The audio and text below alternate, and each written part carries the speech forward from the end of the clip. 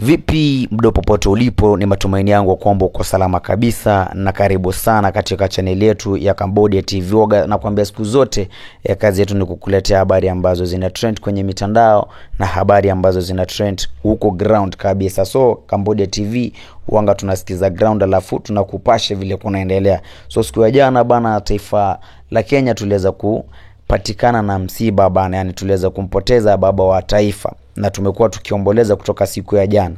Lakini kuna vitu ambazo zimeweza happen kutoka siku ya jana, wakati wa Kenya tuko busy kuomboleza the former prime minister Right Honorable Raila Amolo Odinga. So serikali kuna vitu ambazo imeweza kuzifanya ambazo tusipozitilia maanani kisha baadaye inaweza kuja kuleta lawama. Lakini kitu cha kwanza ilikuwa ni red flag, cause hizi habari hatukuzipata rasmi kupitia serikali ya Kenya. Kifo cha Raila hatukupata hizo habari kupitia the Red Channel. Tulianza kusikia fununu nini, maselebo wakaanza kuposti vitu kama hizo, ndio serikali ikakuja kuconfirm baadaye. Lakini unajua Raila alikuwa public figure, na so mtu wa kwanza tupashe hizi habari ilikuwa inatakikana kuwa ni serikali ya Kenya. Lakini hapo serikali iliweza kutuangusha kwa namna moja ama nyingine, lakini si wakati sahihi wa kutupiana lawama. Lakini siku ya jana bana, mambo mingi iliweza happen wakati ambapo Wakenya walianza kufocus sana na kifo cha mheshimiwa Raila Amolo Odinga. Huko serikali ilifanya vitu zingine hapo chini ya maji, Wakenya bila kujua. Kuna 8 bills ambazo ziliweza kusainiwa jana into law. So Rais Ruto jana aliweza kusain 8 bills into law. Hizi bill ni gani? Bill ya kwanza ilikuwa ni the Computer Misuse and Cyber Crimes Amendment Bill 2024.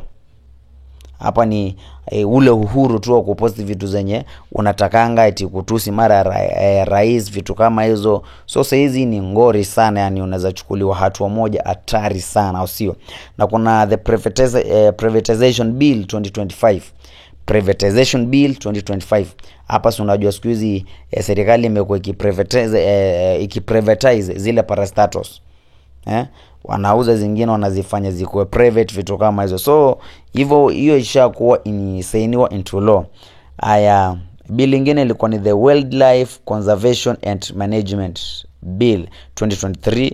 Kuna National Police Service Commission Bill 2024, na kuna Air Passenger Service Charge Amendment Bill 2025. Kuna Virtual Asset Service Providers Bill 2025, na kuna the National Land Commission Bill 2023, na kuna the Land Amendment Bill 2024. So hapo mtu wangu ujue kuna bill ambapo hapo hivyo zimeweza kufanywa into law, na zingine zitakuja kutusumbua pale baadaye. Kama hii ya mambo ya Computer Misuse and Cyber Crime Amendment Bill 2024 maze ishaanza kufanya kazi. Siku ya leo kuna jamaa wa kwanza bana ambaye pia ameweza kukamatwa na serikali ya Kenya, ambaye anafahamika kama Bernard Korir.